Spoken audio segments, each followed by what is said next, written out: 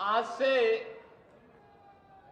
मथुरा प्रतिष्ठित लोकसभा सीट का नामांकन की प्रक्रिया जैसे ही पूरी होगी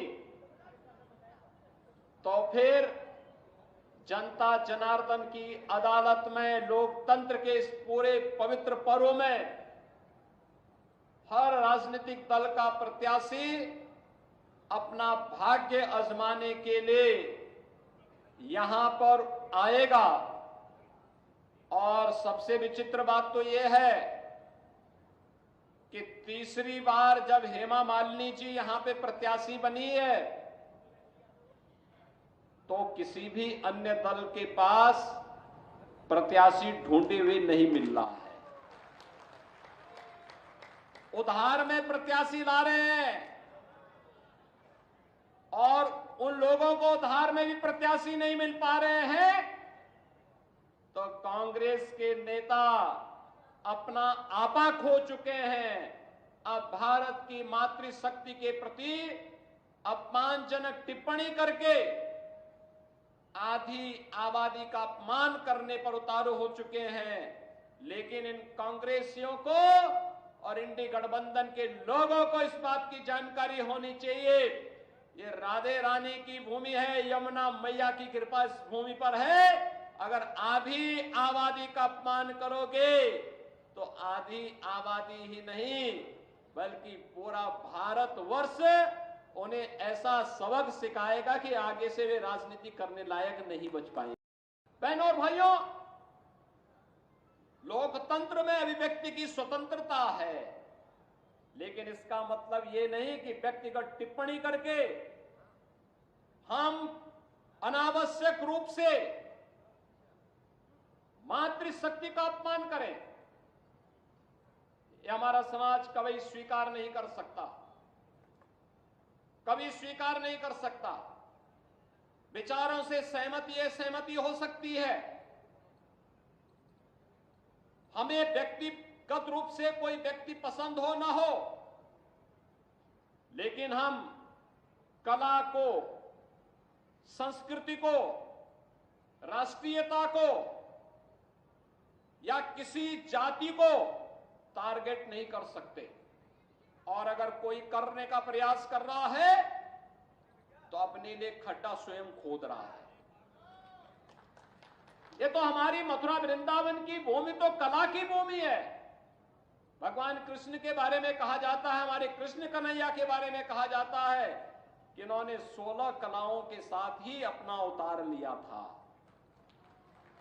जब 16 कलाओं के साथ, संपूर्ण कलाओं के साथ अवतार लिया था तो कला का सम्मान करने का इससे अच्छी भूमि दूसरी कौन हो सकती है। और इसीलिए भारत की सिने जगत की सबसे सुविख्यात अदाकार के रूप में जिन्होंने अपनी कला और अपनी प्रतिभा के माध्यम से भारत की परंपरा को, भारत की संस्कृति को, भारत के सिने जगत को, भारत की परंपरा और संस्कृति की कला को वैश्विक मंच पर स्थापित करने में अपना पूरा जीवन लगा दिया हो और जिसके मंचन को देखने के लिए आज भी लाखों लाख लोग जुड़ते हैं, चाहे वे गंगा की प्रस्तुति हो, चाहे वह मीराबाई की प्रस्तुति हो, चाहे वह मां दुर्गा की प्रस्तुति हो। उस कला का सम्मान कौन भारतीय नहीं करेगा, कौन भारतीय नहीं करेगा। और यह भी अगर कांग्रेसियों को बुरा लगता है तब तो उनको भगवान भी अब बचा पाएगा कि नहीं बचा पाएगा, ये मुझे स्वयं उन पे संदेह हो। कांग्रेस को देश के अंदर 60 वर्ष तक शासन करने का अवसर प्राप्त हुआ था। क्यों नहीं इन्होंने काशी में काशी विश्वनाथ धाम का निर्माण कर दिया। मोदी जी तो पिछले 2 बार से ही काशी से सांसद हैं, लेकिन कांग्रेस को तो 60 वर्ष लगे थे और 60 वर्ष तक उनका प्रतिनिधित्व काशी से था। क्यों नहीं उन्होंने अपना प्रतिनिधि, और क्यों नहीं कांग्रेस की सरकारों ने, केंद्र और राज्य सरकारों ने काशी के बारे में सोचा? क्यों नहीं उन्होंने मथुरा वृंदावन के बारे में सोचा? आखिर सपा, बसपा, कांग्रेस, इन सभी को आपने अवसर दिया था। यहां पे नगर निगम बनाने का काम हो, यह भी भारतीय जनता पार्टी की सरकार ने किया। यहाँ पे मथुरा, वृंदावन, बरसाना, गोकुल, बलदेव, गोवर्धन, नंदगांव, इन सभी क्षेत्रों को तीर्थ स्थल घोषित करने का कार्य था। यह भी भारतीय जनता पार्टी की सरकार ने किया। यहां पर ब्रज तीर्थ विकास परिषद के माध्यम से यहां की भावनाओं के अनुरूप यहां का विकास हो। जब यहां की सांसद श्रीमती हेमा मालिनी जी थी, तब उनके सुझाव पर हम लोगों ने यह तीर्थ स्थल घोषित करते हुए और फिर यहां के समग्र विकास की एक रूपरेखा तैयार करते हुए इस कार्यक्रम को आगे बढ़ाया। और आज आप देख रहे होंगे, आज तो देख रहे होंगे, इन सभी तीर्थों में विकास के कार्य तेजी के साथ आगे बढ़ते हुए दिखाई दे। बहुत सारे मामले हैं जहां न्यायालय में मामले लंबित हैं, उन कारणों से हमें थोड़ा रुकना पड़ता है। और हम तो ये मान के चलते हैं कि अंततः हमारी जीत होनी है। हमने अयोध्या के लिए 500 वर्षों का इंतजार किया, लेकिन संघर्ष से कभी पीछे हटे नहीं और अंततः परिणाम आया। क्यों नहीं अयोध्या में राम मंदिर का निर्माण कांग्रेस और सपा बसपा वालों ने कर दिया? ये तो राम भक्तों पर गोली चलाते थे। इनके द्वारा क्या कुछ अयोध्या में नहीं किया गया। कोई राम का नाम ले ले, जय श्री राम का नारा लगा दे तो उस पर लाठी और गोली चलती थी। और आज आप अयोध्या जाएंगे, आपको त्रेता युग याद आ जाएगा, प्रभु राम के समय का स्मरण हो आएगा।